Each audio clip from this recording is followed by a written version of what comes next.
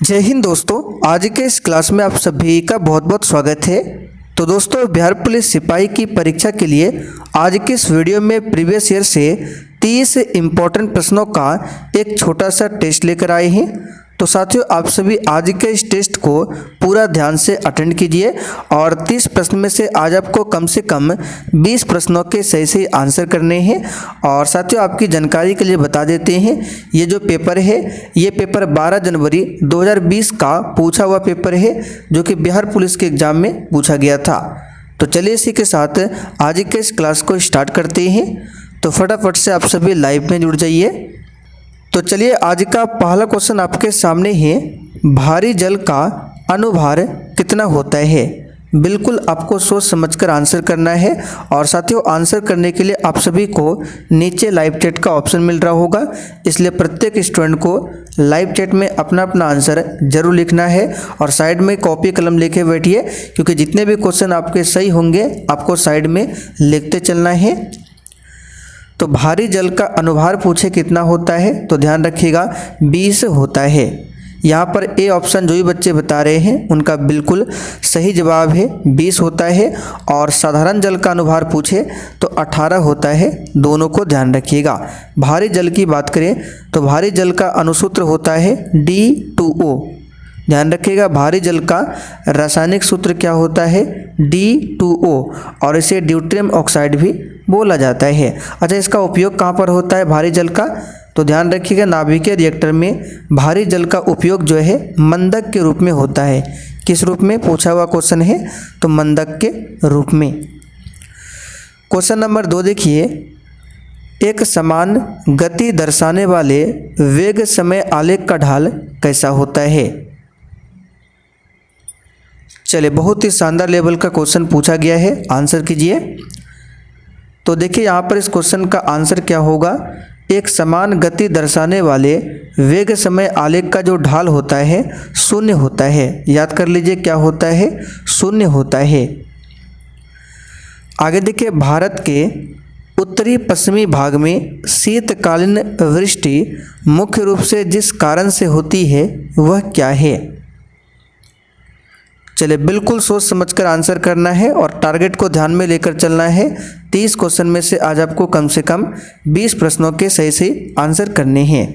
तो देखिए, question number 3 के लिए आपका आंसर क्या हो जाएगा, इसका आंसर हो जाएगा पश्चिमी विक्षोभ। ध्यान रखिएगा, भारत के उत्तरी पश्चिमी भाग में शीतकालीन वृष्टि मुख्य रूप से पश्चिमी विक्षोभ के कारण होती है।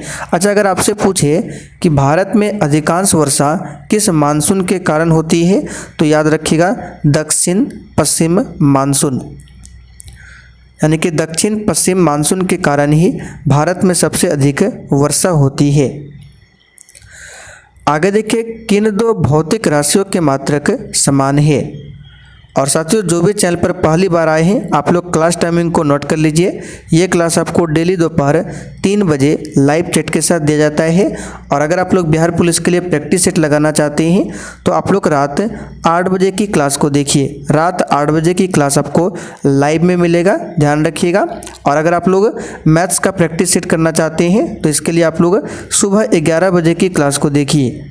ये सुबह 11 बजे वाली क्लास आपको मेरा जो दूसरा चैनल है दिवाकर स्टडी IQ, इस पर मिलेगा।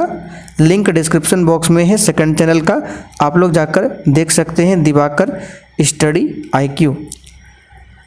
तो क्वेश्चन नंबर 4 के लिए आपका आंसर क्या हो जाएगा, ध्यान रखिएगा, वेग और चाल इन दो भौतिक राशियों का मात्रक समान होता है। कैसे होता है, तो वेग का SI मात्रक होता है मीटर प्रति सेकंड और चाल का भी होता है मीटर प्रति सेकंड। इसलिए ये दो भौतिक राशियों के क्या है, मात्रक समान है। बल का SI मात्रक क्या होता है, न्यूटन होता है। जूल का ऊर्जा का SI मात्रक क्या होता है, जूल होता है। अच्छा, त्वरण का SI मात्रक पूछे तो मीटर प्रति सेकंड स्क्वायर, ये त्वरण का SI मात्रक है। दक्षिणी गोलार्ध में व्यापारिक पवनों के बहने की दिशा क्या है। तो साथियों, दक्षिणी गोलार्ध में व्यापारिक पवनों के बहने की दिशा जो है दक्षिण पूर्व से उत्तर पश्चिम की ओर है। तो देखिए बी ऑप्शन में दिया हुआ है दक्षिण पूर्व से उत्तर पश्चिम की ओर। और देखिए साथियों, जिन्होंने अभी तक सेशन को लाइक नहीं किया है, प्लीज़ आपसे रिक्वेस्ट है आप लोग सेशन को साथ में लाइक करते हुए चलिए। आगे देखिए, 2001 से 2011 के दशक में भारत के निम्नलिखित राज्यों में से किस में सर्वाधिक जनसंख्या वृद्धि दर है? चलिए क्वेश्चन नंबर 6 के लिए आंसर बताइए। देखिए, जनगणना 2011 ये काफ़ी ज़्यादा इम्पोर्टेंट टॉपिक है। इससे लगभग हर एक साल एग्जाम में क्वेश्चन पूछा ही जाता है। तो इसको हम लोग क्या करेंगे, स्पेशल एक अलग वीडियो बनाएंगे जनगणना 2011 पर। तो फिलहाल यहाँ पर क्वेश्चन नंबर 6 के लिए आंसर क्या हो जाएगा, तो ध्यान रखिएगा, इसका आंसर हो जाएगा मेघालय। 2001 से 2011 के दौरान भारत के मेघालय राज्य में सर्वाधिक जनसंख्या वृद्धि दर है। अच्छा, भारत में अगर पहली जनगणना पूछे कब हुई थी, तो 1872 में। किसके समय में, तो लॉर्ड मेयो के समय में। फूलों के संवर्धन के विज्ञान को क्या कहते हैं? तो साथियों, सिंपल सा क्वेश्चन है। फूलों के संवर्धन के विज्ञान को फ्लोरिकल्चर बोला जाता है। क्या बोला जाता है? फ्लोरिकल्चर। पोमोलॉजी क्या है, तो फलों का अध्ययन कहलाता है पोमोलॉजी। और एक पूछा जाता है एंथोलॉजी, एंथोलॉजी।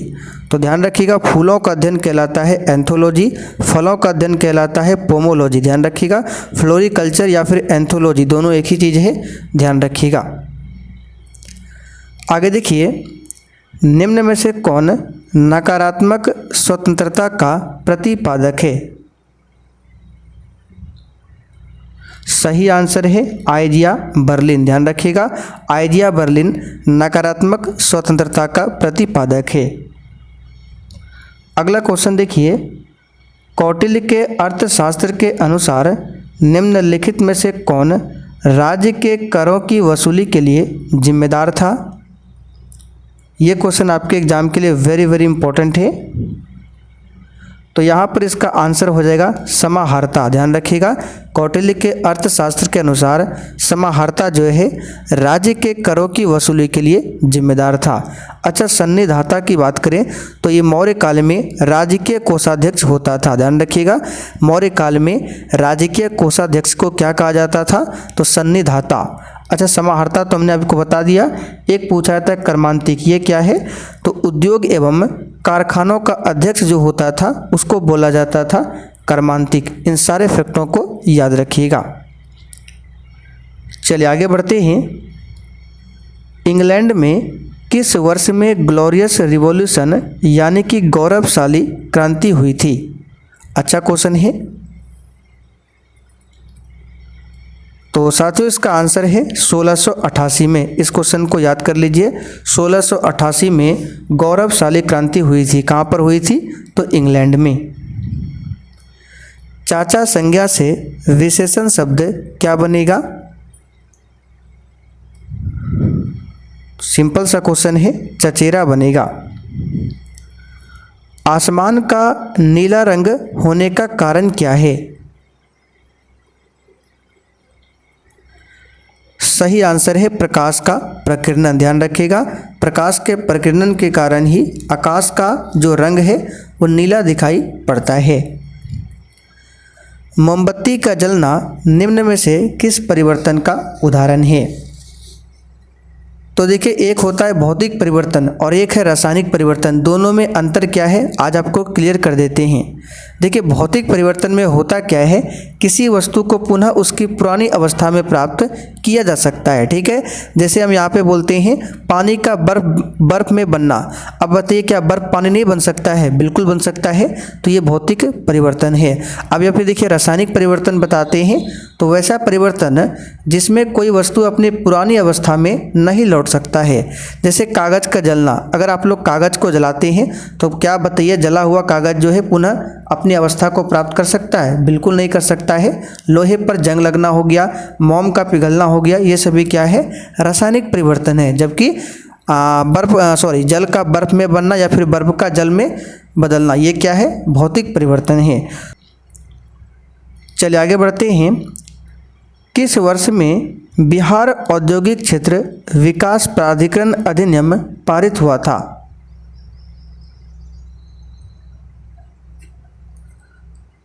तो यहाँ पर इस क्वेश्चन का आंसर क्या हो जाएगा, तो ये पारित हुआ था कब, 1974 में। ध्यान रखिएगा, इंपॉर्टेंट क्वेश्चन है, 1974 में। एड्स एक खाली स्थान जनित रोग है। तो इसके बारे में हमने आपको पहले भी बहुत बार बताया है। एड्स जो है ये एक विषाणु जनित रोग है। कौन से विषाणु से होता है, तो HIV विषाणु से होने वाला रोग है। निम्न में से कौन सी दवा एक पीड़ाहारी है, सही आंसर हो जाएगा सी ऑप्शन। ध्यान रखिएगा, लोवलजिन दवा जो है एक पीड़ाहारी है। ध्यान रखिएगा। अच्छा, ऑप्शन ए में जो है स्ट्रेप्टोमाइसिन, ये क्या है, तो एक प्रकार का एंटीबायोटिक है। ध्यान रखिएगा। क्लोरोमाइसिटिन क्या है, तो टाइफाइड की दवा है क्लोरोमाइसिटिन। और पेनिसिलिन आप सभी जानते हैं सर्वप्रथम मानव निर्मित ये एंटीबायोटिक है। ध्यान रखिएगा।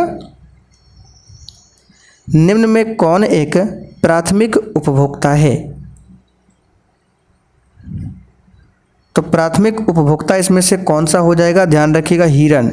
हिरन क्या है, प्राथमिक उपभोक्ता है। चलिए आगे बढ़ते हैं। प्राथमिक उपभोक्ता में बकरी, खरगोश, ऊंट, हिरन ये सभी प्राथमिक उपभोक्ता में आता है। ध्यान रखिएगा। चलिए आगे बढ़ते हैं। पूर्व रोजगार प्राप्ति हेतु प्रभावपूर्ण मांग की कमी को जिस उपाय द्वारा दूर किया जा सकता है वह है,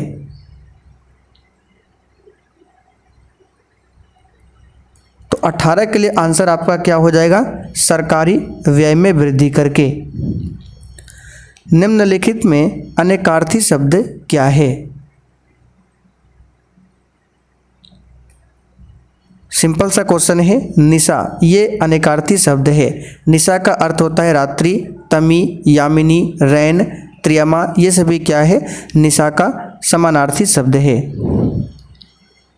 निम्नलिखित में से कौन सा कवि छायावादी युग का है, चलिए मोस्ट VVI क्वेश्चन है, तो इसका आंसर है सूर्यकांत त्रिपाठी निराला, छायावादी युग के कवि है। देखिए हिंदी के 4 छायावादी कवि है, नाम बता देते हैं। एक आपका जयशंकर प्रसाद है, सुमित्रानंदन पंत है, महादेवी वर्मा है और ये सूर्यकांत त्रिपाठी निराला। तो ध्यान रखना हिंदी के कितने प्रमुख छायावादी कवि है, तो 4, सभी के नाम को ध्यान रखिएगा। भारत के प्रथम उप प्रधानमंत्री कौन थे, तो प्यारे साथियों भारत के प्रथम उप प्रधानमंत्री सरदार वल्लभ भाई पटेल थे। ध्यान रखिएगा, जिन्हें भारत का बिस्मार्क भी कहा जाता है। निम्नलिखित में से किसका मेल सही नहीं है, चलिए 22 के लिए आंसर बताइए। सही आंसर है बर्मिंघम फ्रांस, ये मेल सही नहीं है। देखिए बर्मिंघम जो है ये फ्रांस में नहीं है, बर्मिंघम कहाँ पर है, ब्रिटेन में है। ध्यान रखिएगा। बाकी ओसाका यहाँ पे जापान में दिया हुआ है, जापान का औद्योगिक शहर है ओसाका। लंकाशायर ये कहाँ है, तो ब्रिटेन में है, बिल्कुल सही है। चलिए आगे बढ़ते हैं। तो ध्यान रखिएगा बर्मिंघम फ्रांस में नहीं है, कहाँ पर है, ब्रिटेन में है।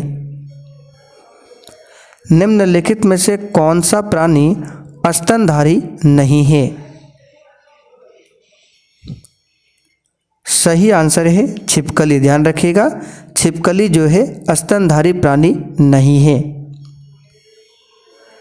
फ्रांस में पेरिस कम्युनिकेशन की स्थापना कब हुई थी, यहाँ पर इसको सही कर लीजिए। फ्रांस में पेरिस कम्यून होगा, क्या होगा, कम्यून। फ्रांस में पेरिस कम्यून की स्थापना कब हुई थी, तो याद रखिएगा 1871 में हुई थी। अच्छा, फ्रांस की क्रांति कब हुई थी, तो याद रखिएगा 1789 में फ्रांस की क्रांति होती है। और फ्रांस की क्रांति का नारा क्या था, स्वतंत्रता, समानता और बंधुत्व। निम्नलिखित में से कौन सा संत ईश्वर के निर्गुण एवं सगुण रूपों में आस्था रखते थे, तो साथियों इसका आंसर हो जाएगा कबीरदास। कौन हो जाएगा, कबीरदास। अच्छा, अगर आपसे पूछे कबीरदास के आध्यात्मिक गुरु कौन थे, तो गुरु रामानंद। याद रखिएगा कौन थे, गुरु रामानंद।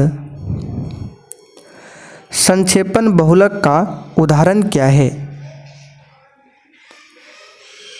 तो साथियों संक्षेपण बहुलक का उदाहरण हो जाएगा टेरिलीन, जो कि बी ऑप्शन में दिया हुआ है। कुतुबुद्दीन ऐबक का उत्तराधिकारी कौन था? अब देखिए यहाँ पर आपको कन्फ्यूजन में गलत नहीं करना है।